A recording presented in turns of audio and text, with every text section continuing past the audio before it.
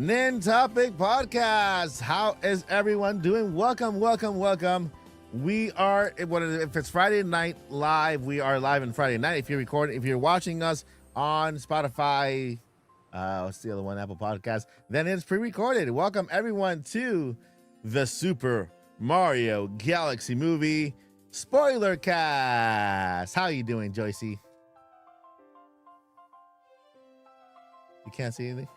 Sorry, I also have the stream playing on one of my other tabs, and I was like, why am I hearing Mike twice? And it's because I heard my bad. I'm doing great. I am very happy to discuss this movie with all of you because I have to talk about it. Yeah, I mean, I know that at least we were able to just kind of skim over it, but we needed to have a spoiler cast. We need to have a spoiler cast because there's a lot of people who have talked about, who have seen the movie, who are dying to talk about and express how they feel about it. And I think it's time to do it while it is hot. If not, so we are here right now talking about the podcast. Paul is missing. I don't know what Paul is. Paul hasn't talked to me yet, but we'll see if he makes it to today's podcast. If not, then hope wherever Paul is, he is doing well. And we'll hopefully see him next Friday. But the show must continue, and we are ready for the spoiler cast. Shout out to everyone in chat. I see chat is doing well as well. And let's go ahead and start. What's up, Nintopians? You successfully launched the show that brings the hype and fixes the canon. We promise you fully evergreen content, meaning this show is always fun, always relevant, and never, ever justified. Your mission, if you choose to accept it. If you love the show, you can listen to it on Spotify, Apple Podcasts, or wherever you find your audio go. And right now, on the Mike Galaxy channel, and whenever Joycey decides to open her own channel, we drop the blue shell every single week. Don't get KO'd. Hit that subscribe button and turn on notifications. All right, grab your mushrooms and your master swords. Let's press start. The Super Mario Galaxy movie podcast has officially started.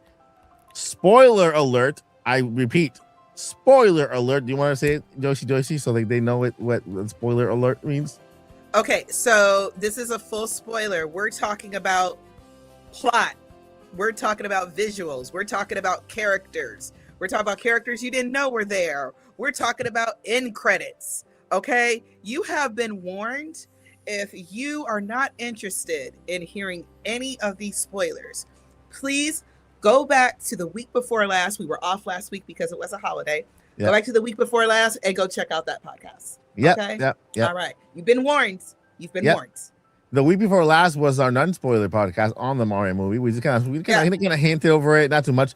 At that point, Joycey had not seen either, so she couldn't give her 2 cents in there. But we just kind of just skimmered over it. Just it. But this time around, we're gonna dive in deep, guys. We're in the deep end. We're like at the deepest end of the pool. Okay, and there's no way up. There's no way up until we talk about everything that's happened. But before that, we have to go a huge shout out to Dream.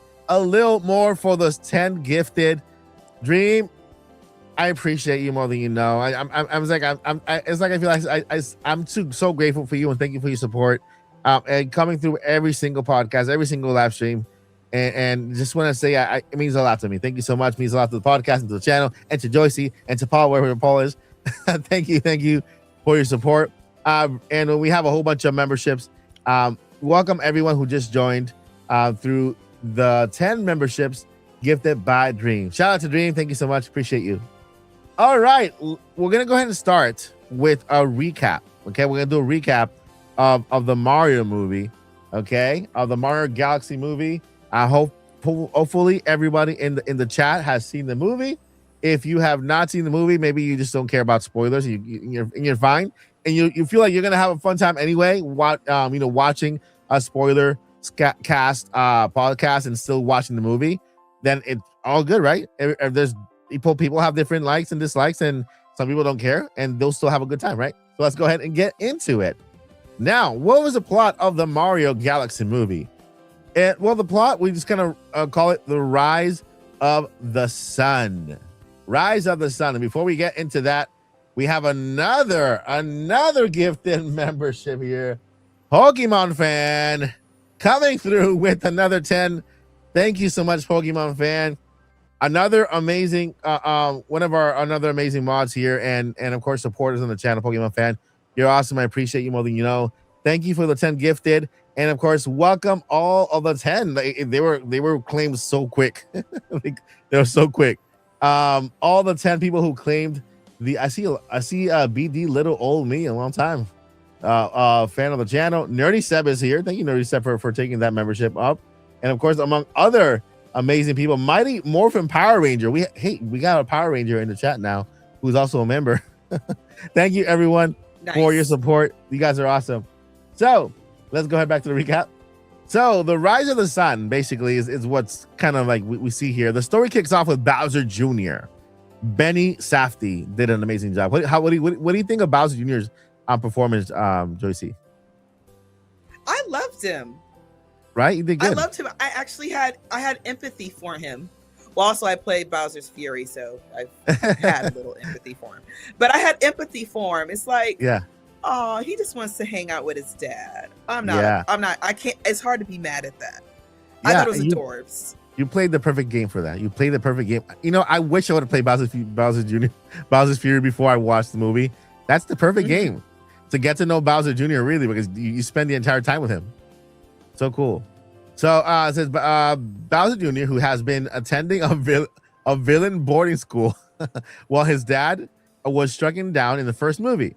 He's tired of seeing his dad, Bowser, Jack Black, living in a birdcage in Peach's castle. So Junior's plan, he kidnaps Princess Rosalina, who was voice acted by Brie Larson, the protector of the Lumas. Okay. Let me go ahead and pause here and just kind of remind everyone of one point that I've been making from the very beginning, ever since I saw this in one of the Nintendo Directs dedicated to the movie, where we heard Miyamoto and we saw the president of Illumination also mention this, and it's that the Mario movies, the Mario movies in name don't represent the games. Okay, even though it's called, for example, the Super Mario movie, the first one, that one incorporated a whole bunch of Easter eggs from different types of games. And if you go back and watch it, it incorporates a lot of lore from a lot of games. Although Mario is not a big lore franchise, you kidnap the princess, you go on an adventure, you save it in the end, right?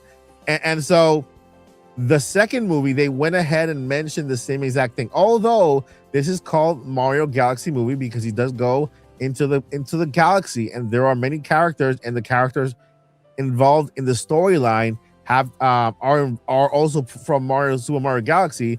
This movie incorporates a lot from other franchises and is not connected to the video games.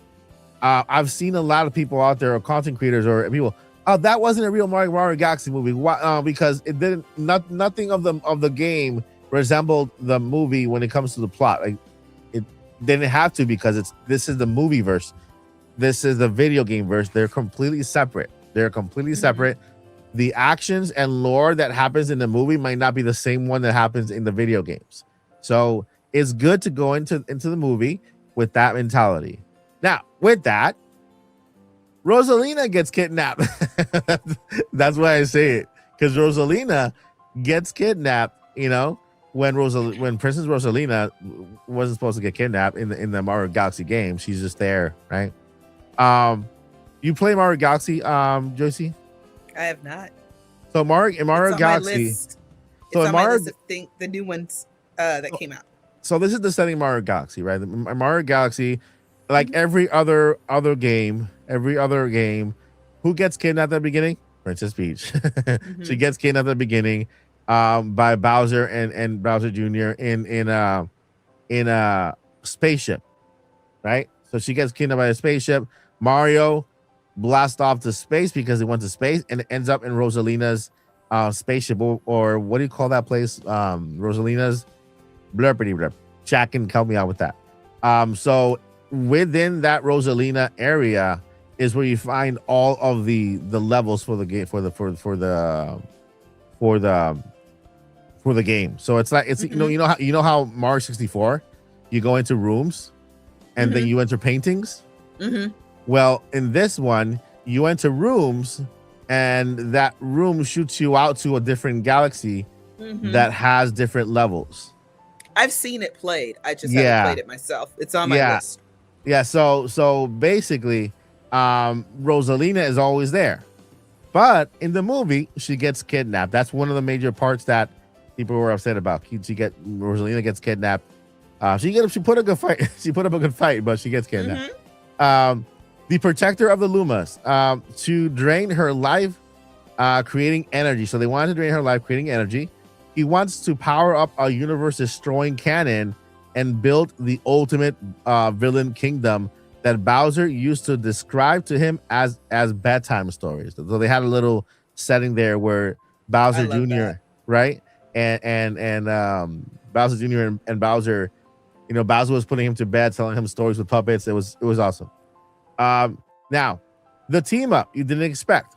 While Peach and Toad head into space to save Rosalina, Mario and Luigi end up babysitting, shrunking, rehabilitating Bowser.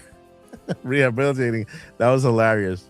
What did you think about Bowser and that his rehabilitating self? Okay, this is just my perspective. I was low-key kind of hoping Bowser wouldn't be, I guess the villain. I was more focused on Junior, know, and I thought that the way the movie was going to end would be like Junior finally breaking Bowser out. That's what I had originally thought, because it's like I thought he was going to be the big threat and there would be plenty of Bowser scenes, but not the way it went. And I was like, I don't want them to team up. I don't want to like Bowser. Yeah, Bowser's an excellent father in a lot of ways. Believe it or not, I think that could have also been another good plot. Bowser Jr. just being the big bad in the movie, Rose and how do they end up in space though? After that, does Princess Peach kidnap anyway? Does Princess Peach get kidnapped and they have to? It would have been fun if Princess Peach still got kidnapped, taken to outer space, and then Mario enlisted the help of Rosalina to find Princess Peach, which was kind of a little bit of the plot of the game. But I like that it tied up that loose end from the first movie. Yeah, because I was like, where does Peach come from? And I thought she came from like the human world or something like that. Yeah. I in the first movie, I kind of thought that the Princess Peach, I kind of tie it together. Oh, they're gonna make Princess Peach related to one of the another family, a royal family somewhere, or some kind of another planet, because she was talking about the galaxies and how big the universe is, and how she was so fascinated about the universe. Okay, that's where they're gonna go with when it comes to the plot of Princess Peach, which is cool. The protector of the Lumas drained her life to create this big giant thing. Now the team up, while Princess Peach, Toad head into space to save Rosalina, Mario and Luigi end up babysitting, shrunken, rehabilitating Bowser. This leads to the funniest dynamic of the film: the brothers trying to teach a tiny, high-pitched Bowser how to be nice while they trek through the desert. Wait. This is not when it happened. Bowser Jr. was not with them when they went to the desert to find Yoshi. That happened at the beginning of the movie. Bowser Jr. was with them when the castle crashed down and they ended up in this giant world, which I wish we would have seen a little more about the giant world, because the giant world is canon to the Mario games. And so it would have been great to see a little bit more from the giant world, because they have these huge flowers. And so then from there, like, Queen Bee was in there and she said 2 words. Yeah, she said 2 words. It was the movie was moving in a way that it was moving so fast that she felt more like an Easter egg being part of the Yeah. movie rather than just kind of playing a big part. And I think I'm saying the first one was kind of like that too. I'm guessing this is the theme of the movies, you know, putting as many Easter eggs as possible, as many characters, and just putting them in the story somehow. I'm sorry, them fit. it was going too fast for me. I'm like, I described it as like a hardcore sugar rush. Yeah. Okay, so like quick side quest. Okay, Yeah. so there's an episode of The Simpsons. It's a little bit Uh-huh. older, Uh-huh. and I forgot what happens exactly, but somehow Bart and Milhouse get like a $20 bill. They find a $20 bill, and that was a whole lot of money to some kids. And so they went to the usual town convenience store, and they asked for a slushie, but just all syrup, which is just unhealthy sugar in a cup. And so they both were drinking it, and they were running around the entire city just like on this crazy sugar binge. And they tried to equate it to what it's like if you were to have an adult beverage. You know what I mean? They tried to equate it to that. And you know, by the next day, Bart had joined the Boy Scouts, and you know, all kind of foolishness happened. And that's what I felt about this movie. I was kind of like, okay, we are going at warp speed. And I felt that there was so much I couldn't absorb because it was going too fast. That's my I'm sorry to be critiquing, but that is those are not critiques. Those are fair points. Those are called points because everybody agrees with you. Like everybody. Like I saw the movie 3 times. I saw it for the media event first time, and then I saw it on release day by myself, and then I went on a Saturday after with my daughters. It took me that time to figure out a lot of the stuff in the movie, a lot of little things in the movie. And every time I saw it, I saw something new, you know, which I think after viewing it 10 times, once I get to that 10 point, looking at it again, seeing that I'm seeing something new, maybe that's kind of the whole point. I kind of want to wait for it to come out on streaming or something so I can pause. You know, take a breather. Let's look around. What is all this? You know, are there any signs of Zelda? I didn't see any, but it doesn't mean they weren't in there. Especially when this movie was so, when it comes to Easter eggs and things you can find, this one's like 10 times bigger than the first movie. And so there's so much to see. Like every single time I watched the movie, I saw something completely different. The team ups, Yoshi by Donald Glover. To me, amazing. What do you think, Joyce? He says Yoshi for an hour or so. You know, I mean, no shade. It was great. It was a great Yoshi. I thought he was very adorable. I've always thought Yoshi was adorable. I low-key wanted like a scene where they're jumping off of a cliff and Yoshi falls and somehow Luigi and Mario make it, because that would be such an honor to the games, because you try to jump off of Yoshi and you just let him just fall. I was also waiting for Yoshi to do that and then kind of try to, you know, at the end of his jump. At the end of his jump, just kind of that extra push that he does and kind of makes it towards the end. But yeah, I mean, his Yoshi's voice, I see like I am Groot, kind of you know. And the cool thing about this behind the scenes is that Donald Glover reached out after the Mario movie because he wanted to be part of this one, and so did this guy. What's his name? This guy. What's his name? Oh, Glenn Powell. And I love the fact that all these actors who are kind of, they're at the top of the game now. They want to be part of the Marioverse, right? Because it's like they all can identify with this, and being part of the movie that kind of from their childhood is for them is like a like a moment. Like Brie Larson, she's a fan, you know, she's a super fan. She watches everything to the direction. She's like, I can't believe I'm in one of them, and Nintendo used, and when she got the call, she went nuts over it. I mean, I think that's everybody with Nintendo, everybody with Mario is gonna get like that because we're all fans from Mario is the only consistent mascot from a video game we've had since the 80s. Consistent, and it just it says a lot. That's why Mario is the most recognizable figure or mascot in the world, beating even Mickey Mouse. So some key moments. That though. Yeah. So some key moments, or surprise moments. What was the biggest surprise for you, Joycey?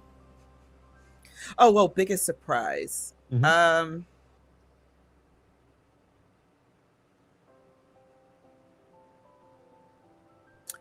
The end credit. Okay, the end credit. Okay, we're gonna get to there. Get the end credit.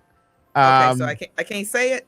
You can say it. Yeah, you can say it if you want. Yeah, this is a spoiler cast. Princess Daisy. Yes, Princess Daisy shows up at the end credit. This is the second end credit, my friends. A lot of you that I've spoken to did not stay after the second, because we had two end credits. We had the first end credit, and then so we had the first credit scene. I forgot what it was. The first credit scene was just Fox McCloud going back home. Yeah, going back home. And so he explains how he got there and how he's gonna get back home, meaning that doorway is always open for him to come back. It's not that he's lost forever.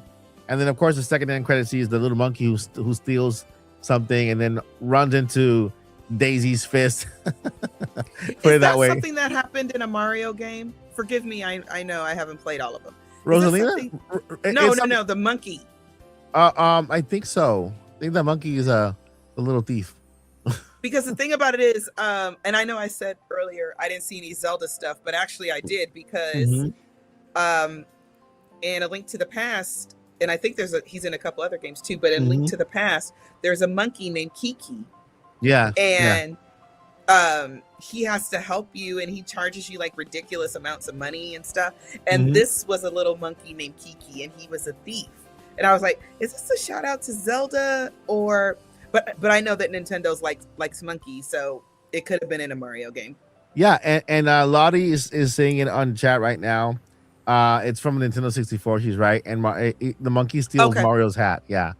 Hat. Okay. Yeah. Okay. So yeah, the monkey is a cute little thief who uses his adorableness to steal stuff. Okay. All right, so we got the key moments here, key moments and surprises. All right, let's start off with the big twist, the new piece of lore for the Mario movie. Now, we don't know whether this is going to jump over to the video games. Again, like they mentioned before, the movies and the games are different. They're inspired by each other, but they're different. And so the Mario Galaxy movie, yes, it's a galaxy movie. They go into the galaxy. It's called Super Mario Galaxy. The Super Mario Galaxy characters are there, but the story is completely different. So it's a different thing. We found out that Princess Peach is Rosalina's younger sister, and they both have these celestial powers when they come together. In the film, right? And they have these little I remember the cosmos. I tweeted something called flashback with the tears, because this one got to me. This one got to me. Seeing her remember her childhood, because we never knew where Princess Peach comes from. She's just a princess and all these little toads there, right? And where does she come from? Like where is her family? And I honestly thought she was from the human world, like Mario. Yeah. Part of me thought that too. And so we saw this. We didn't know. I don't think we knew she had any special powers outside of the mushroom and the things you can get in Mushroom Kingdom. I don't think we knew she had any Cosmo powers before. Yeah. So Oh. I remember writing a story. I think I shared it with the chat one time about Princess Peach, and in the story, I made her the reason why the power ups existed, like the flower Mm, power up, the mushrooms, all that stuff. She's the reason because it's her power. Wherever she's at, things bloom, and that's mm-hmm. although that was not the real story. It was very close to this. You know, you kind of tie it together. Okay, that now makes sense. You know, now we see all these power ups, all these fire flowers, ice flowers, all the stuff. You know, is connected to her and her sister Rosalina. You know, so Peach discovers that she has similar celestial powers during the climax, which explains why she was different from the Toads in the first film. All right. The other one is the Baby Mario sequence. During the movie, Bowser Jr. takes out a very recognizable gun. Does anybody know what it is? Can I say it, or we gonna wait on chat? You can say it. Super scope. The Super Scope from the NES. And in the movie, Bowser Jr. Built it in order to appease Bowser's at the time. He was still trying to be good, not hurt Mario, but he turned Mario and Luigi into babies. And so they landed in this place that was very, very similar to Super Mario Odyssey, right? And in Super Mario Odyssey, then they ran into this dinosaur, the T-Rex from Super Mario Odyssey. We had a Yoshi with Mario on its back for a little bit. What do you think about that whole part there, Josie?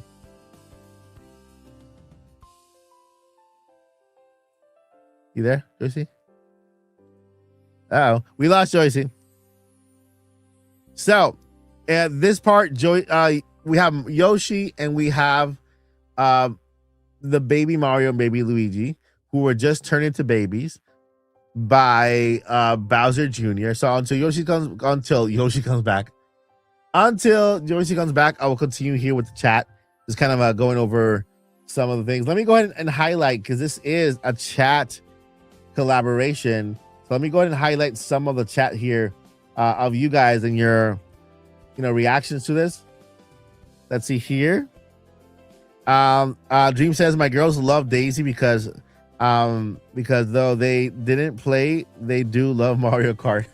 Of course, right? A lot of people they associate Daisy with Mario Kart. Mario Kart is crazy, Heck, the Rosalina and Peach, our sisters, are both being made into Stardust really set me off, as it made no sense to Rosalina's backstory in the game.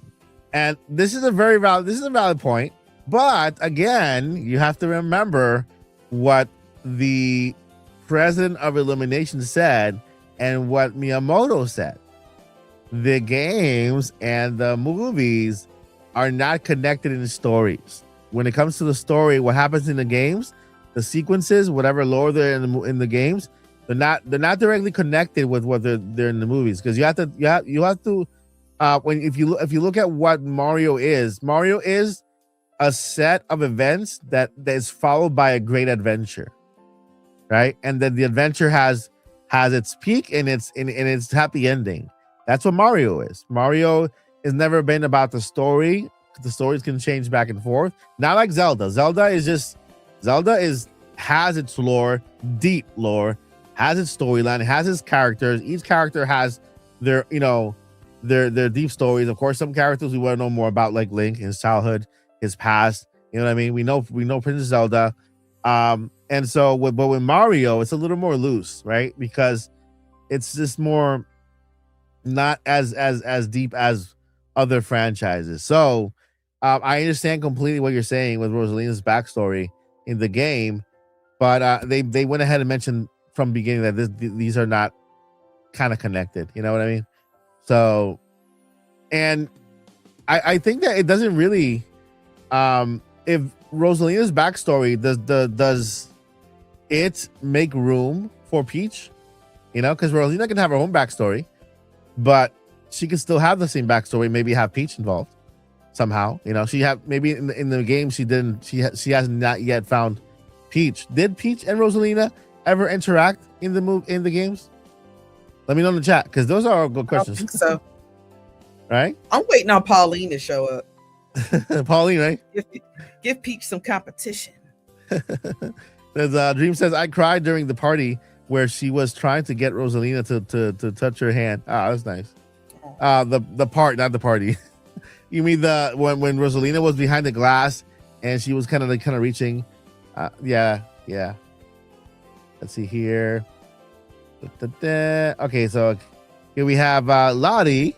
As Rosalina had left her family to search for the Luma's mother, and hence why she never saw them again. Well, maybe Peach was part of her family, right? And she got lost somewhere along the way. Who knows? I wouldn't put too much stock into it from the games from story points because they're gonna make their own thing. Yeah. It's just that it's all Mario on screen. So. Yep.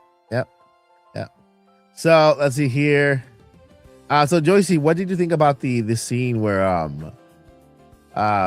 first thing Bowser turned Mario and Luigi into babies. They landed in this place, and then we had this entire Yoshi's Island kind of thing going on. It was cute. It wasn't my favorite part, but it was cute. I mean, the whole movie was cute. Yeah. There are specific parts that stick out in my brain. But that was just okay. I think the Bowser side story was kind of bugging me a little bit. So I'm like, this could have been its own story itself. Yeah. Own movie. Yeah. That's just me. Bowser Jr. and meeting with his dad, with Bowser. That could have been the main plot of the movie. I agree. And then have a different plot with Rosalina and Peach. That could have been. Yeah, I agree. I agree. I kind of wish we had focused on mainly Peach and Rosalina. Yeah. Trying to do the thing. I was okay with Bowser Jr. though. Did you catch any Odyssey references, or was that all in my head? There was a lot of them. Like the T-Rex. The dinosaur. Yeah, the T-Rex and the dragon that Bowser Jr. made. I was like, that's the dragon from Odyssey. Yeah. Because I remember when it first came out, when people got to that level, they're like, there's no way this dragon looks this good. And that's when the Switch 1 was brand new and we were so shocked at what it could do and everything. Yeah. I agree. Yeah. I agree. There was also there was a lot of Easter eggs here. There are too many to go over in one podcast, guys. So if you want to watch the movie a second time, this movie you can watch a couple times and you'll find something new every single time. We got the big Mario sequence. I rewatched the first Mario Bros movie. Yeah. And it was so much, and I saw it like 2 or 3 times, and it was so much that I missed. I'm like, am I sure I even watched this? Right. It's like there was like whole other scenes in there that I don't remember at all. Like, good Lord. Yeah. Pokemon fan, we're gonna leave Rob for the last because the good Why? thing for last. Because I'm dying to talk about Rob. We have to leave the best for last, and then on a high note. So anything I want to talk about, I always gotta wait. Okay. Well, you didn't say you want to talk about that. Oh, you did. I do want to talk about that because it was my highlight. You did of the whole movie. All right, I'm almost done with this recap, and then we'll go ahead and hit Rob. All right, so then we got the honey hive betrayal. Bowser actually starts to reform and helps the brothers, but the second he sees his son, he flips back to being a villain to save face. It's a tragic but funny look at bad parenting. It's true. Are we sure he's a bad parent? Well, I guess he didn't want to hurt his boy's feelings. Yeah, because he had painted this picture of himself the entire time, and then he's this to see how proud his son was of that part of him. I think will make any dad go back and think about himself, while trying to be nice, but I can't really, I mean, it's a complicated It's a complicated thing. So, and then we have the Easter eggs and sequel teases.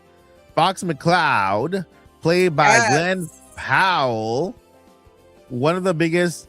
I love seeing Fox. Yep. Says your moment when Peach and Toad hire a pilot to take them through the space junk galaxy. It turns out to be Fox McCloud from Star Fox. He got his R-Wing, his cocky attitude, and even mentions a team back in Corneria.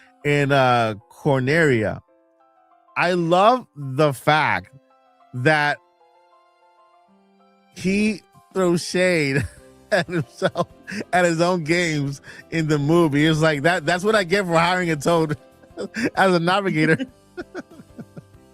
That part just stuck out to me. I'm like, and they show the Toad like they do in the games. Because in the games, they have like the faces of the characters, which, I mean, I guess, but they show the Toad face. I'm like, you guys know how I feel about Star Fox. I like Star Fox, the character. I don't like the sidekicks. I think they're all kind of, what are the names? Blimpy, Mopey, Froggy, Swampy. They're very lazy names for characters. Yeah, they could all be. But Star Fox is the coolest character. He has a really cool attitude, right? I love his attitude in the movie. What do you think, Josie? I love seeing Fox. I'm not a Star Fox fan, and I hate that it was leaked and Nintendo was like forced to kind of have to say something about it since it was already out there. But I liked how it was introduced, how he was introduced. And I also like that it had a nice little Star Fox advertisement, right there in the middle of the movie. It turns into a really cool cartoon. And I'm like, okay, so maybe we might get a Star Fox game this year for real. Yeah. I don't know how much impact that would have made on other people, but I know those of us that remember Star Fox and that have been really excited for a new one and hoping for a new one, hey, they're happy. But I just thought it was cool. I like that. I like that part. Yeah. And Joy, as Lily mentioned here, the names Slippy. What did I say, Joycey? I said Joycey. Lottie. Slippy, Peppy, Falco. Okay, Slippy. Who's Slippy? The frog? I'm guessing. Peppy.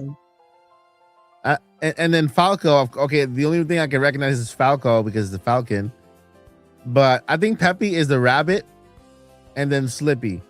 And as Paul once mentioned, because I'm not too familiar with the franchise of Star Fox, but they don't have a deep lore. They just have a whole bunch of remakes of the same game, where they repeat the same exact thing at the beginning of every game. 5 years ago, my dad went on an adventure to save the blurpity blurp galaxy. This person betrayed him, and they were all lost, but I think Peppy.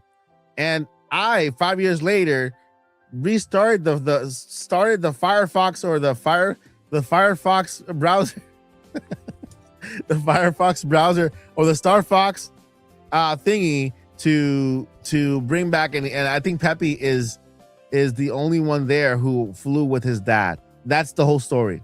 They don't talk about anything else in there, so it's not a deep lore thing. I think they can grow so big with Firefox. No, not Firefox. They already grew. That's the browser with Star Fox. Star Fox. Joyce's about to lose it. Star Fox, Joyce. Star Fox. Okay, so they can grow a lot with Star Fox, making it like the Guardians of the Galaxy for Nintendo, but in a super high action packed comedic thing, And Glenn Powell set the tone for it. He did great. Chat is laughing at the fact that I said Star Firefox. That's Star Fox, and I'm sure somebody's gonna clip it, and like they did last time.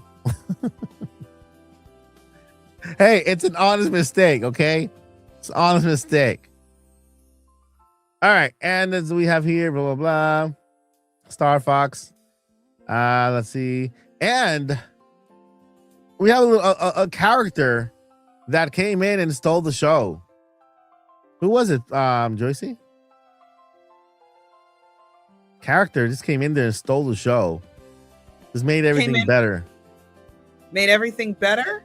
Yeah, that moment that he was on camera a couple times. Give me a hint. What scene is it? Who got the biggest laugh for you? Who got the what?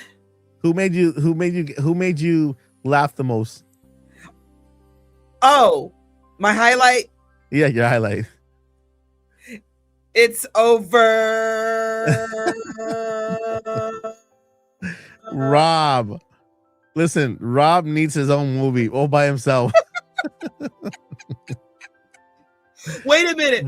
Okay, so you know how when you're on like one of those like crazy roller coasters, you know, the ones that have corkscrews and loop-de-loops and everything? Uh-huh.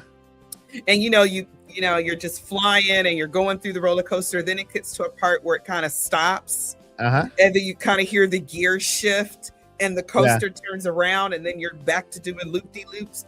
That's what that scene felt like. Because I felt like we had been on this crazy, mad, too fast roller coaster. And R.O.B literally, we just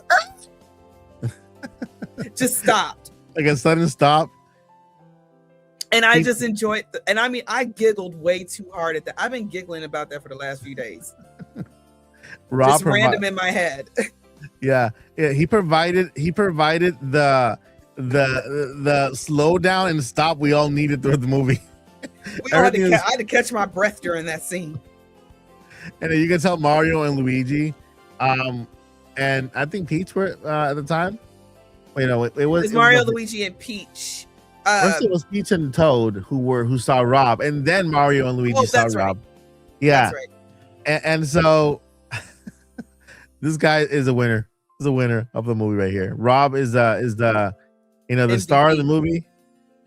There's even I just found out there was a trailer that was released by Nintendo, all narrated by R.O.B. You guys want to hear it? Yes. Let's go ahead and look at it. Is this something real? Is this something real or something you made in like? No, it was real. Okay, it was real. R.O.B. Super Mario Galaxy trailer. I didn't know that. I found out today while I was kind of doing some research. Let me go ahead and look at it. And that would have been super cool if I would have found out before. But let me look at it over here. R.O.B. I feel like we need to honor R.O.B with like his own special like game award or something. We need to find out who does his voice because he did a good job. Just that it was just funny. Yeah. I love that thing. Super Mario Galaxy. Okay. Because this is okay. Let's see here. I think this is it.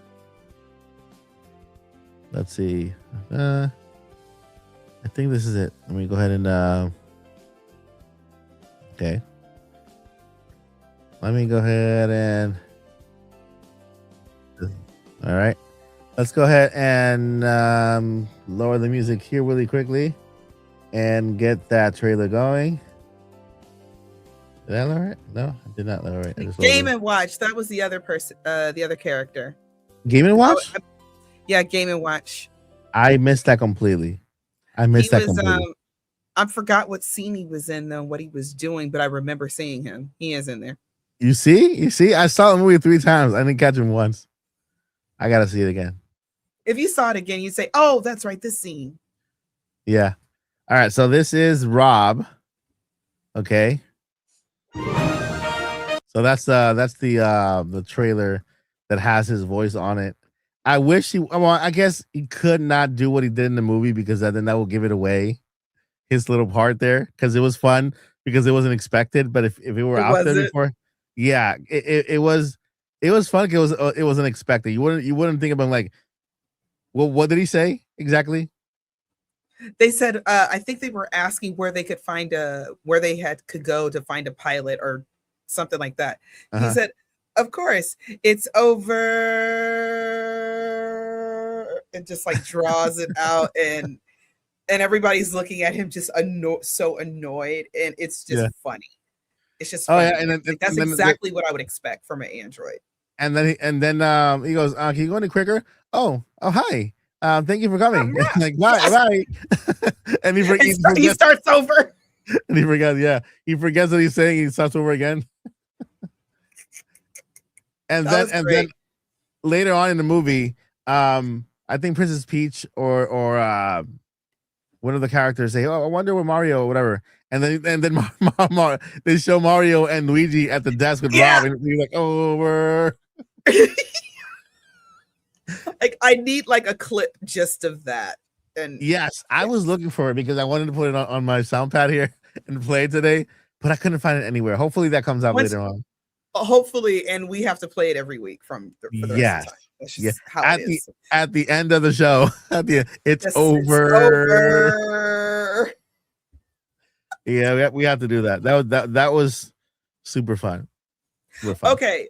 So side quest number 3042. Okay. Uh-huh. So because I have to tie everything to Zelda. Uh-huh. When I saw that, now first of all, Mario's meant to be silly and funny, and you're supposed to be laughing.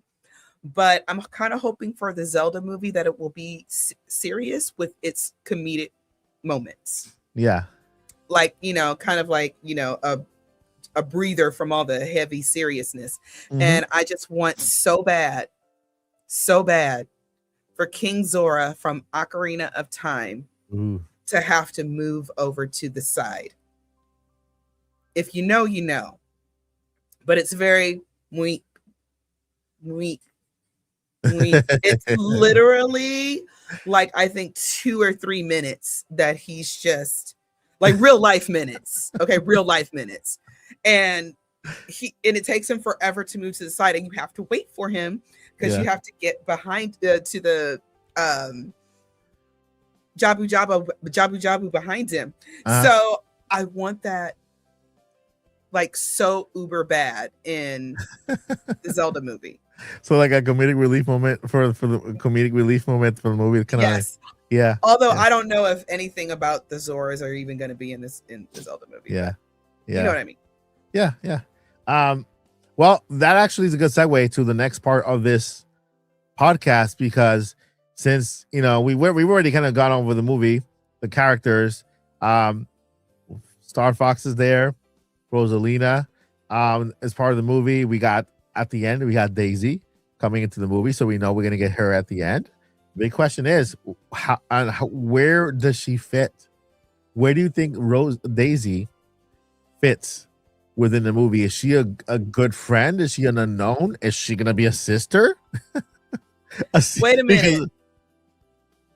Chat, correct me on my Mario lore. I thought Luigi and Daisy were a thing. Am I wrong? Hey, wait! Didn't Luigi say something about that when he was talking to Mario? Or he was. Everybody was trying to get Mario to ask Peach out, and they're so. Oh my god, that is the cutest little, adorable relationship. I love the way that they're handling that. It's kind of will they, won't they, and it's really, but they're really sweet and they're really good friends. And Luigi said, and then once once Peach is your girlfriend, you can ask her if she has a friend for your brother or something like that. Exactly. You know? So and then yes, as a couple, Lottie, as a couple, I thought Daisy and Luigi had a thing, or that's just the lore of Mario lore. Sorry, Mike, I didn't mean to interrupt you. It's just I wanted to. I needed a water break so I can show you guys my this thing is so amazing. It keeps the water cold like for 48 hours. I filled it up yesterday and it's still cold. By the way. Nice. But yeah, I remember Luigi saying that and that little part there. And yeah, the big question is how are they going to tie in Daisy to the entire universe? Mm-hmm. Is she a long lost cousin that opens up another kingdom for the movie other than the Mushroom Kingdom, the Flower Kingdom? Because isn't Daisy's like little motto a flower? Mm-hmm. Right? Daisy. Her logo is a flower, right? Mm-hmm. Right? Is it? I don't yes. I thought. Well, at least I thought it was. Right? Yeah. So I know they introduced a Flower Kingdom in Super Mario Wonder. So, well, Daisy is her own. Yeah, it's like a daisy. The Daisy. Mhm. But remember, we're talking about Daisy here in the movies, right? We're not talking about Daisy in the video games. So when we talk about Daisy now, in the movie verse, we have to talk about Daisy. Like, where does she fit in? Right? We never Mhm. knew. We never, in the games, Mario. I mean, Peach and Rosalina are not related, but in the movies they are. And Mhm. so, where does Daisy fall in? Is she a long lost cousin? Is she a third sister? That comes along Hmm. um towards the end.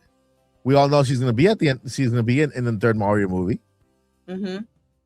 Which I'm guessing at this point is gonna be Mario Galaxy. I mean Super Mario Odyssey, since they That's skipped all the yeah. I yeah I felt we went to space a little too soon. I think that should have been like the third or fourth movie, but I yeah. I agree. digress. I agree. I think they were. I thought they were going to do one per console. The Super Mario Brothers movie for NES. Mhm. Super Mario World, I thought was gonna be the next one for Mhm. SNES, Super Nintendo, and then Super Mario. What was the other one? The GameCube, Mario Sunshine for GameCube, and I thought they were gonna do they were gonna do a Mario for each of the bigger Mario's per console, but they just they just jumped to Galaxy. I'm guessing the next one's will be Odyssey. You know, um, That's the but only yeah, thing bigger than Galaxy. And then I'm wondering if they're going to eventually do just Super Smash Bros. But again, I don't know how that's going to work with Zelda being live action. And do we really want to see a Smash Bros without Link? yeah, you're Although I right. think that I don't know if I think they can get away with it though. I think they could get Yeah, away with it. yeah. And what was Link part of the original cast of Smash Bros? I feel like he wasn't. Because that's the only way they can get away with it. Because they get Smash Bros will be like the first movie, like, and then later on they figure out how to a way to add him. The starting roster was Mario, Donkey Kong, Link, Samus, Yoshi, Ah, Kirby, okay. Star Fox, and Pikachu. So Link was in there then. He was there. Okay, okay. I was wrong. So we have Mario, we have Donkey Kong, we have Yoshi, we have Star Fox, Pikachu's has already been given a movie. Captain Falcon we haven't seen yet. We got Pokemon. So the only ones really missing is Link and Samus. And Mhm. it all kind of depends on whether they go live action for Samus too. Like, because Samus is a very they said it was inspired by Aliens, the movie. Excuse me. I think I don't think we have any good alien shows on right now unless, Yeah. something I don't. But I think that would make a really good HBO special. I still Mm. think that to me Metroid screams um evening. Remember how Star Trek would come on, around 8 or 9 o'clock at night, right before you probably had to go to bed back in the day? I feel like Metroid needs to fit in a slot like that. Yeah. And I think it would be a really good HBO show. Yeah, and then a lot of here share a really cool piece of information. I personally Mhm. didn't know that. If anyone is familiar with the Game Boy, there's 3 games of the Mario Land trilogy. The first one is where Daisy made her debut as she lives in Sarasaland. I think it's Sarasaland? I think it's Sounds like a Sarasaland. sounds like a sauce, like a sauce. Sriracha. It sounds like a salad. A salad. A Thank salad. you.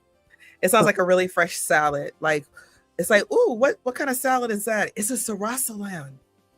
So she made her debut in the first game, right? In the first game? Interesting. Super Mario Land. That was another title I thought they would go with Super Mario Land for the movie, you know? I forgot a cameo. Which one? Pikmin. Pikmin Pigman. were in there. Yes, I Yes. forgot. I thought they were Yeah. so cute. Yeah. I think I heard something about Pigman being in every movie now. Every movie's gonna have Pigman in the background, and that's how they're gonna live. Because Miyamoto wants us to think as Pigman as part of the real world. They're just there, we just can't see them. And so maybe even in the Zelda movie, we'll have some type of pigment doing something in the background because they're everywhere. They Well, exist you know, everywhere. I think we can make that work. Yeah, I think we can honestly make that work. You know, like little yeah, Pikmin hiding out in the Lost Woods. I can hmm see that. yeah, yeah, Yes. Bring on the Pikmin. I like yeah, that. That's cute. yeah. Yeah, I think Pigment is awesome because it's like these little characters that could be just be anywhere. They're just doing their own thing, mind their own business, just trying to get their own to their own place in the background, and they can live there just fine. We can Hmm. notice them, smile at them, and move on and continue with our adventure. And Hmm. I think that's how they work in the game. In this movie, they landed, they got up, they just kind of got on a little spaceship, and they just Yeah, kept walking away. they were so Yeah, cute. I felt yeah. like there was a missed opportunity a couple times in this movie to break the fourth wall. Oh, for sure, for sure. I kept waiting for one of the characters to just look at the audience like, "Can you believe this, miss?" You know, or something like that. Yeah, yeah, I was like, "Missed opportunities. We love it when characters break the fourth wall." Well, at least I do. yeah. Boo Mini here. Just kind of when the part that I played, I called it Firefox. Even right now, as I read the comment, I thought I was right. It was correct. As I was reading the comment right now, in my head, it processed Star Fox. So I thought she was doing a It's okay. Star Fox question. You see, I'm nuts. I'm nuts. Firefox already has its own game. It's a free app. It's a free And app. yes, it does. And yes, it does come with in-app purchases. Yeah, Like yeah. if you shop on the app. Is it still around, Firefox? The browser is it still around? I don't know. If it's Well, at around. least I still have it. It's on my Yeah, phone. it works. Mhm. Cool. I barely use it. I usually use Google, but All right. So, in this part of the podcast, we're talking about what comes after, right? What comes after? So, the Zelda our- movie. Oh, yes, exactly. That's the segue. So, what comes after? And I'm going to share some piece of news that I uncovered on here on. I write everything on X. Sometimes I don't have a lot of time because of moving and fixing the house, and I don't have a full-time office right now for the studio, and so I release a video whenever I can on the channel. Thank you for those of you who are up to date with that. But I always tweet, and I always tweet everything that I find out about, right? And so the latest, it has to do with the Zelda movie, about the IMDb page being updated with new information on the Zelda movie. I shared it on X. It got shared upon on social media, and a couple of the outlets picked it up too.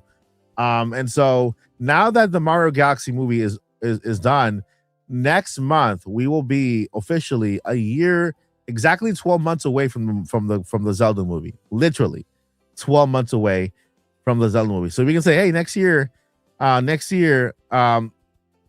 27th. Is it May 27th? May 27th, right? It's yeah, May 27th. May 27th, 2027. So Mhm. May 27th, we will be watching the Zelda movie. I'm gonna do whatever I can to try to make it to the premiere, and hopefully they have it in LA. They don't have it in Japan because the premiere for Mario Galaxy was in Japan, and that's why they had some media events over in the US for media. Is But is Mario bigger in Japan or as big? I think that they just decided to have it in Japan because it was the birthplace of Mario and Nintendo. Oh, okay. Yeah. And 'Cause I would it, assume Zelda's premiere would be here is in the States, mainly because I don't think that it does as well in Japan. yeah, and it was also the 40th anniversary that they had something going on over there for the 40th. And then they did the premiere over in Japan. Mhm. But for the Zelda movie, it's made by Sony, right? So I'm expecting Sony knows that their biggest audience comes from the United States. So hopefully, part of the movie is also being filmed in Los Angeles. So hopefully they go that route instead of doing it overseas. But if they Mhm. do, it'll be awesome because let me go ahead and share some information that I got here. Here we go. You guys see it here? Do you guys see it? Can I make it bigger? All right. So right here. No, computer, what are you doing? What happened? No, my computer was starting to freak out and trying to update. And it's like, no. So we got Zelda movie news. Stunt doubles for Link and Zelda are Joel Abadal, and Jacqueline Lee Gertz. The soundtrack composer is John Paisano, with the supervision of Koji Kondo. Now, John Paisano is known for working with Wes Ball on Rise of the Planet of the Apes and a whole bunch of other really good projects. He has a really good reputation. And in fact, I didn't really know who he was that much, but based on the response of people on X and on videos people made on YouTube about this news, it's a very good thing. We're gonna get a really good soundtrack. If anything, the movie ends up being meh, at least the soundtrack will be amazing. Apparently, yes. And so the orchestrated. Yeah, and then other than that, the IMDb page list of crew has been completed, leaving only the cast to be announced, which could be part of the 4th anniversary celebration this June. So this here June. we have, this June is where Nintendo will celebrate the 4th anniversary of The Legend of Zelda. And the reason this is my reasoning. The 4th anniversary of Zelda in February was the anniversary for the release in Japan. It had not yet released in the States until the year after. And so next year will be the official anniversary for the 40th year in the States, like of us getting the game. And then the following year will be for the rest of the world. So maybe Nintendo say, you know what, let's go ahead and just move it closer so it's in between the Japan anniversary and the States anniversry. And that's why they never mentioned the 4th anniversary during February. They mentioned it always in June. Okay. Yeah. So we have this is the guy here who's gonna play Link. Don't be discouraged. Yes, he does not look like a kid. Okay. Remember, he's gonna be wearing the Link's tunic, and you're not gonna see his face at all. There's the power of post-production that could, in scenes of action where Link has to jump maybe from one horse to another or jump from one train. Oh, there's no trains. Is there trains? Well, in Spirit Tracks. Spirit Track, yeah. Maybe there's trains. Who knows? I feel like there's going to be claw shots. I really hope there is a claw shot or a hook shot. Yeah. So he would definitely need a stunt double for something like that. Mm-hmm. So any area where Link needs a stunt double to perform, maybe a fight scene. Hopefully, I hope that at least for some fight scenes, when it comes to Link fighting with the sword, that the actor is doing the training for it. I really hope, because it just becomes more authentic, right? Instead of having a stunt double jump in every time you do a sword fight. Yeah. Pull the master sword, stunt double. I'm sure they got them both. Got them all probably fencing. Yeah. Sure about it. Or maybe he already know. Maybe Ben already knows how to fence. Yeah. Who knows? We'll find out. But this is Link, and this is the stunt double for Zelda, Jacqueline Lee Gertz. She has a big track record with a whole bunch of movies and stuff. So these are the two most important people other than Link and Zelda, the main actors, because these people will be in charge of making Link and Zelda look great in action, right? And it is up to them on how much we believe Link and Zelda are doing these crazy stunts in the game, and not in the game, in the movie. And we have Emmy Award winner John Paisano. Am I saying it right? Pisano? I think so. Paisano, right? I just had pizza today from Paisano's, so I don't. It's not spelled like that. That does sound like a good pizza place. It does. Yeah. He's an Emmy Award winning nominee, and BAFTA winning composer, producer, conductor, and arranger for film, television, and video games. Ooh, video games too. He studied classical music with Professor Sally Doe Miller, the Conservatoire de Paris. I don't know what I'm saying there. And continue his studies in Berklee College of Music. So We got at least three members of the cast that are, we feel like the Legend of Zelda is in good hands. Wes Ball is a lifelong fan of the Legend of Zelda, right? He loves the movie. He couldn't wait to watch it. There's a tweet from him 10 years ago saying that his dream will be to direct a Legend of Zelda movie, live action movie, and here we are 10 years later. He's doing it, you know, and so this looks great. What do you think, Josie? I know we've come a long way when it comes to stunt doubles and body doubles. It's not as easy as it used to be to pick it out. So I'm gonna trust that these people know what they're doing. I haven't made a big movie before, so I'm gonna trust people who are in the business. Yeah. And then another piece of information that I think, Joyce, you're gonna be excited about this one, is that the main parts of the movie have been filmed. They're done with New Zealand. They're 100% done with New Zealand. It's not that they're done with the production, but they're done with New Zealand. All these pictures we saw of those amazing pictures, and even more that we haven't seen yet, they're done with the New Zealand, filming in those areas. Yeah. And so they still have, for maybe, this is the thing. This is how movie works, right? They're trying to build Hyrule.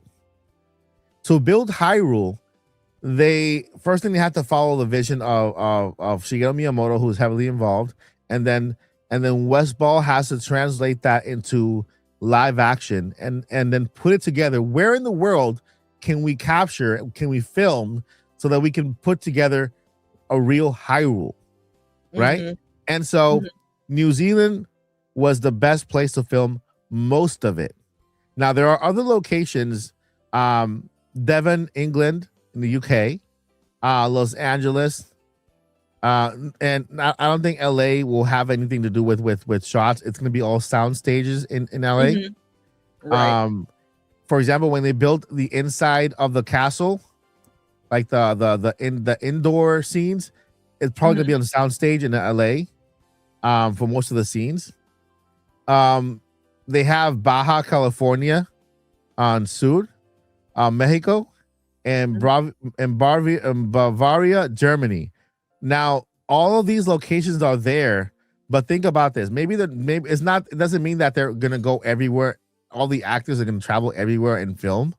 What it means is that all these locations are involved in the movie, and maybe we see shots from afar, from a drone, just hovering this area that is Hyrule, but that's just part of Bavaria, Germany, right?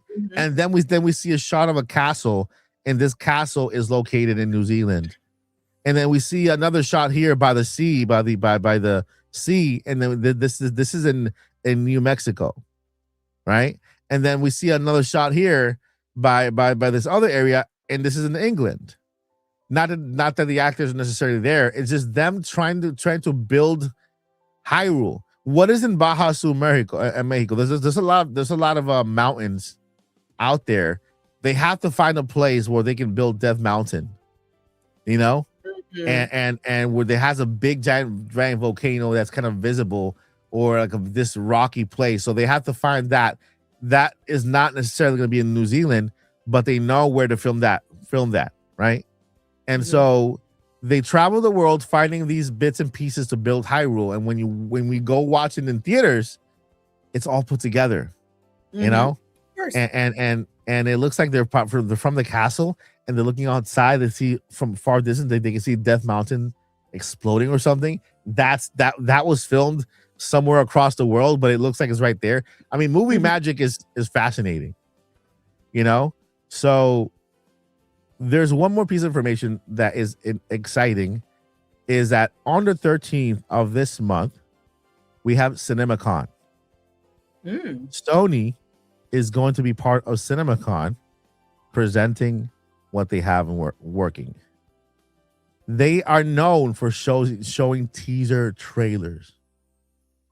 So Oh, but it is. Nintendo's the other half of that, though. It is. It is. So the They are question is, are they going to be allowed to show anything? depends because if they Yeah. have the 4th anniversary of the Legend of Zelda and they want to save it for then a teaser trailer, then maybe no CinemaCon. Nintendo has the last word.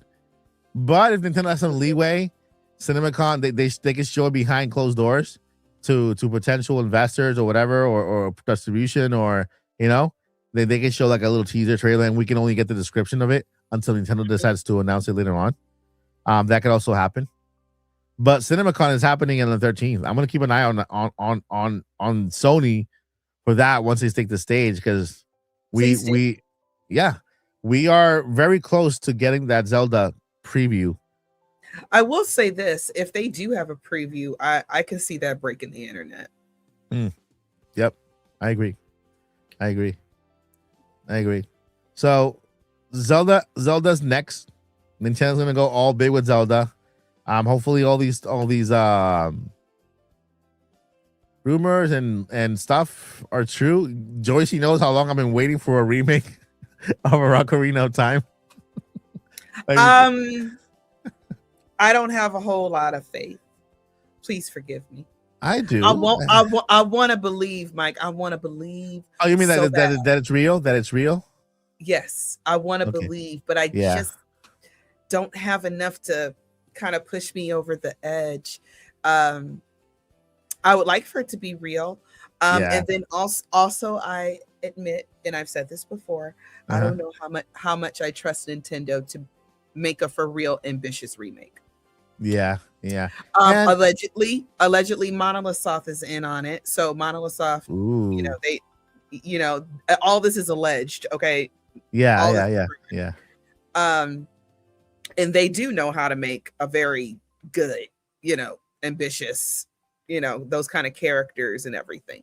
So we will see. Again, I want to believe, but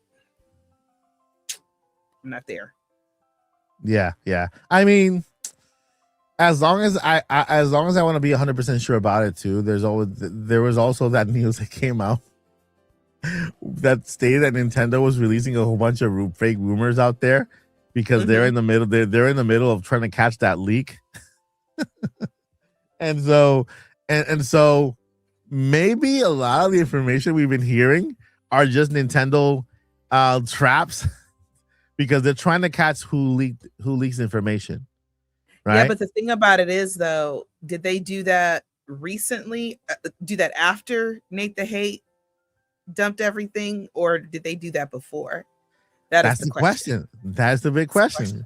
Because and then you're talking about them just shadow dropping a Star Fox game out of nowhere, a brand new game. I have a very hard time with that. Me too. Even though, Metroid Prime 4, the marketing was horrible, right? In my opinion. And they didn't put enough emphasis, but there was still enough of the fans knew that it was coming. Yeah. So it still wasn't a surprise when they released the date. But Star Fox, nobody has heard, we haven't had a new, how long has it been? Like 20 years or something like that? Or something of that nature, or 15 years or something like that? 10 years, I think it was 10 years. Oh, wow. I'm going way overboard. Okay. So still, it's been 10 years. Yeah. And you're just going to drop that. So then, did Nate the Hate say it was definitely going to be a game on Nintendo Switch 2? Or Switch period? Yeah. He said that they were going to announce it via the Today app this month.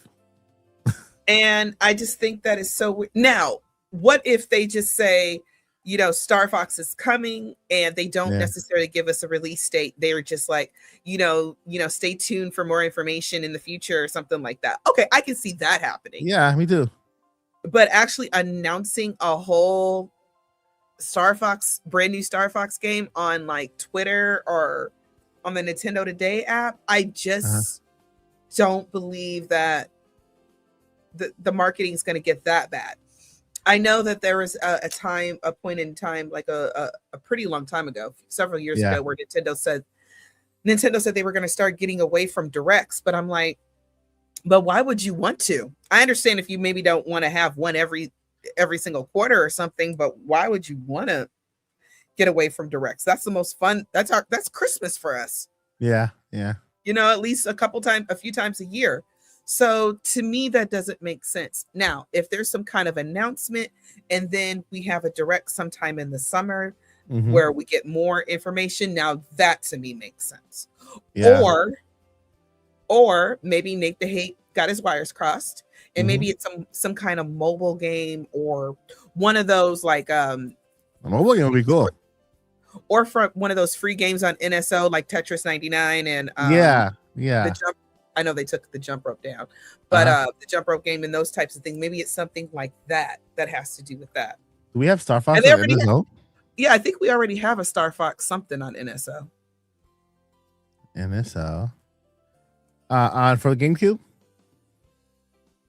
Maybe. I don't know.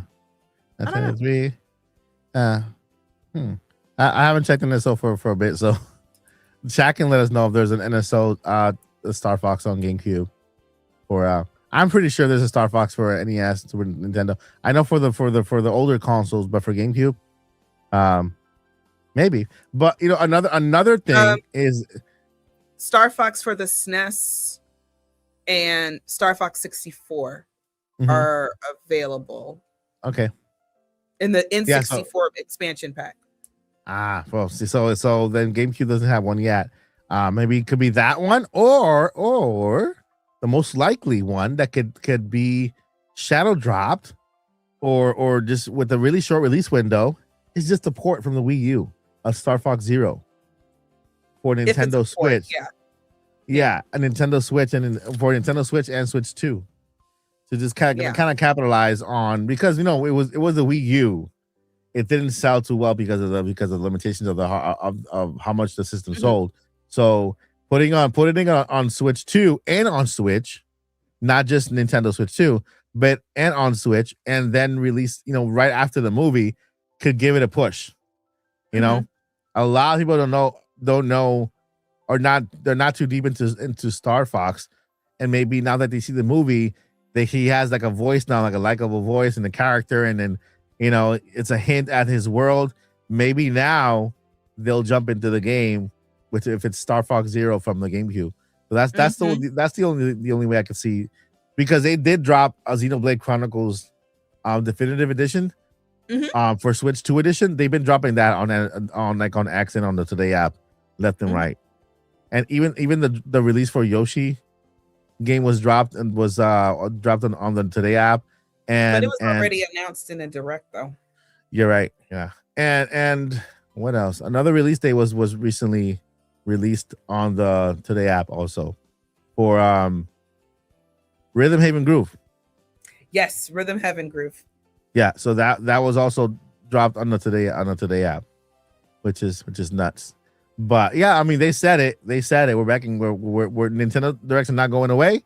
We might do some announcements on the Today app, just like they were Nintendo Direct. They did also announce the release date of the Zelda movie on the Today app. That is a huge announcement. But that's not how they're gonna fully market it. Hopefully not. That's for the fans who genuinely want to keep up with that stuff. Yeah, I can guarantee you, there's probably not many people in the grand scheme of things that have the Nintendo Today app. Yeah, so it really is for people like us. That's what that app is for. But as far as actual marketing, they're not going to survive if it's just us buying the game. Okay, they need everybody to want to buy it. Especially for bringing a character back. Don't do him like Metroid. Don't do him like Samus. Well, y'all shouldn't have done Samus like that. Yeah. I'm not even a Metroid fan, and I'm still mad about that. Yeah. Did you finish Metroid Prime 4? I never got it. Oh, okay. I tried Metroid on the on NSO, and it's just not for me. Yeah. It's not. It's no. You're not missing much. But still, I would have made a better marketing campaign for her for that game. I'm just saying. But I did have a chance. I think they were gonna go bigger with Metroid Prime 4. I don't know. Maybe They were gonna go bigger, open world type of. Maybe the marketing budget got ate up by the game itself. I don't know, but Yeah, the director, the marketing. The developers said that the game was gonna be bigger, and that's why the open world, the open zones, that desert exists. and so halfway through development, they changed their mind and decided to make it more Metroid like, and so that's why they kept the desert and this and that's what the desert's kind of almost empty. You have to go. Sorry, guys. No worries. Forgetting. But I was gonna say now's a really good time to probably drop some DLC. For real. Just saying. Mario Kart needs it first. Come on, Mario Kart. Mario Kart needs it badly. By the way, there's a couple of patents, 3 patents in a row for Mario Kart World. So maybe there's some DLC coming up soon. Mario Kart World is definitely going to get DLC. It's just a matter of when. But there's no way that's the end of that game. Yeah, I see here. Let's see here. No, that's another one. The game's amazing outside the desert. The game's amazing outside the desert. I like riding on the bike. It's pretty cool. The bike is pretty cool and stuff. And I wish they could have done more with that. I think that they can do more with that. And so yeah. Says here, when will let's see, one more question here. When will Joycey do her Zelda live stream? Not sure, Boo Mini. What we can do is I can send Joycey a video card to her place, and then she can set it up, and we can do a live stream podcast while she plays Zelda. Right? Yeah. You can do that, right? Yeah, I could do that. I don't know when, but I could do that. Well, during the podcast, which is like, but the games are going to be longer. I'm not going to have made it through anything. We'll pick the most interesting part of the game. of a place of I don't know, like a boss battle or something. I don't know. We'll figure out something. Yeah, we'll figure it out. All right, friends, the podcast has reached the hour and 23 minutes. The Galaxy is open to a whole bunch of stuff from the Mario Galaxy, and now we're getting ready for the next big adventure in Hyrule, where we might see a trailer soon. We might see a teaser, not a full trailer, teaser trailer soon. CinemaCon is around the corner. It's up to Nintendo whether they want to let Sony release a teaser trailer or even talk about it, because if they talk about it, even if they talk about it, it's going to make news. Let's say they go on stage at CinemaCon, and then we have Link in full costume come in there, and we have Zelda in full costume come in on stage and talk about the movie. That's going to make news. And so, Nintendo's going to put all the hype behind this movie as possible, because, they've already proven themselves in the animated world. And it's easier with Mario. I got to say, it's easier with Mario. Mario is more for families and children and kids don't care as long as they see a lot of colors and action and fun and funny. But with Zelda fans and with Zelda, it's a little bit more difficult. You have to make sure you hit the right note. You don't go way too outside the lines that people say, wait a minute, where did this come from? This is not part of it, So this is where Nintendo reaches its most difficult test when it comes to the film industry and their IP. So hopefully we get that. We get that going. Get that going. So, Joycey, any last words? What can we call this part of the podcast? Is there any last words like you're about to? The outro. The outro. Yeah, we need part of our outro. We need like a little segment, and then with a little not that, but like a little jingle that says, "Okay, it's time for the final thoughts," or something. All right, perfect. I'm gonna try to find that little thing this week, and we'll have it for next week. We'll go back to the movie theater just for that part and just record it on our phone. record it really quickly, yeah. All right, so what do you think? What do you think? Last thoughts of the cast, I guess. like, for now. I'm excited for Zelda. I still think that Mario's buzzing a bit, Mhm. so let him have his moment. Yeah. It was a good movie. It was cute, and again, I just will say, Nintendo, you don't have to cram so much in there. It doesn't Yeah. have to be a deep story of Mario. This doesn't have to be like Toy Story or Shrek or something like Hmm. that has some kind of deeper story. Hmm. But you don't need multiple stories going on at once, and you don't have to change frames like every single minute of the movie. Let Mm. us absorb what is happening. Okay, let us absorb. Let us focus on all the pretty colors. I saw it in 3D as well. Ooh. I also saw it in Oh, 3D. how was that? It was cool, stuff's flying at your face, and the Lumas, come and look Yeah. like they're trying to eat you and everything. It's great, but let me absorb those moments, and I get it, kids don't need all that, but for your older fans, just slow it down just a little bit. Maybe not a sugar rush, maybe just, a caffeine rush, caffeine high. Yeah. Yeah, that's awesome. Yeah, I really enjoyed the movie. After watching it for the third time, still my score stands at 10 out of 10. I'm a kid at heart. I turned off my Hmm. brain and I let myself have a good time watching the movie. Hmm. I didn't go in there with adult expectations into a animated This movie. this is not the Shawshank Redemption of Exactly. animation. Okay. Yeah, that those kind of movies, Glory, let's see, what's one of my other favorites? Forrest Gump. Those are, Yeah. I guess they're considered old movies now. But Yeah. yeah, those movies have a severity to them. This was meant to just be just like pure sugar. Yeah, That's what exactly. Sugar Rush. Yeah. pure sugar. Yeah. Now with the Zelda movie, it's gonna be a different story. That's a different story. You can't expect any Zelda fan to go there and just, unless the movie is a masterpiece, you can't expect us to say, wow, 10 out of 10 right off the bat. That we're gonna be a little more critique with that one. It's more of an adulty movie, right? Hopefully it's like rated PG-13 at least, you know? And so it's different from Mario. I was expecting Shakespeare acting there. I love Nudes. He's hilarious. It was But no, hilarious. I do expect a little bit of Shakespearean in my Zelda. I Oh, expect for a good sure. story. I so this is the way I've planned it out. The first Mhm. time I'm going to go see it, and I'm going to turn my brain off and see if it can suck me in. Uh-huh. Like some of the movies, the quote unquote old movies for us that I Uh-huh. mentioned earlier. One of the best things about it is that it sucks you in. You feel like a fly on the wall. You're in the story. And to me, that's what makes a good movie or even a good TV show. Can you suck me in?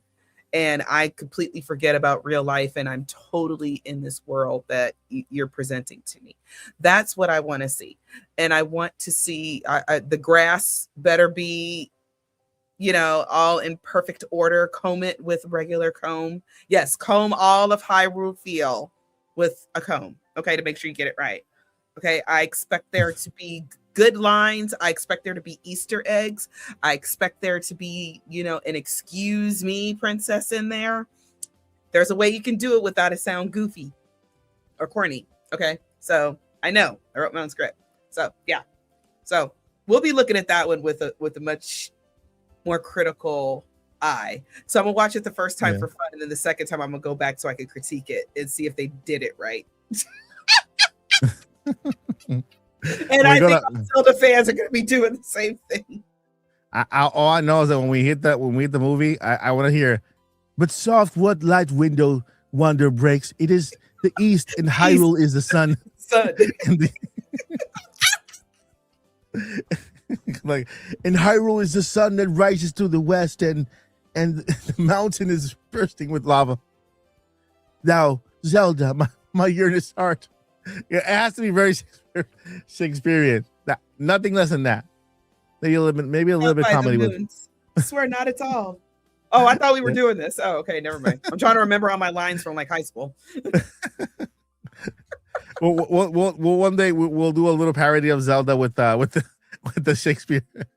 Oh God, play. we gotta do that now. Now For that's real. in my brain. Okay. Yeah, we got the substitute letters for Hyrule and for for characters in the Legend of Zelda. Yeah, we're gonna work on that. That's gonna be hilarious. All right, guys. Thank you guys so much for watching. You have reached the end of the Name Topics podcast, spoiler cast for the Super Mario Galaxy. And what's next? Hopefully, we get some more news on the rest very soon. Stay tuned for the Odyssey here at the channel. I'm sorry I'm not releasing content daily like I used to. Again, I'm releasing when I can. A lot of you guys enjoyed the new show called Switch Minute. It's not Nintendo Minute. It's Switch Minute, where I give you guys all the news in about 2 minutes. And so I'll keep doing that. I'll keep working on Switch Minute episodes to give you guys more news and stuff like that. And then we got speed run reviews coming up. Speed run reviews is also video game reviews in a very short time. Also, speed run reviews. 2 things that are coming very soon to the channel. And I'm going to be working on, and also I got products too. I got controllers. I need to show you guys. I already showed you guys my Luma. My little guy here. So cute. Yeah, my little guy. And I also got my Yoshi is up there. I gotta take away from my daughter because don't let it go. I got my Yoshi up there, and I'll bring it over so you guys can take a look at it too. But yeah, until next time, before we let you go, we got 2 things we gotta let you know. Let me go ahead and find the second thing. The second thing. Never give up. Never give up. And Journey. That is not the ending that I'm trying to go with. I'm gonna go with that one. All right, bye guys. Take care. See you guys next Friday podcast. Bye.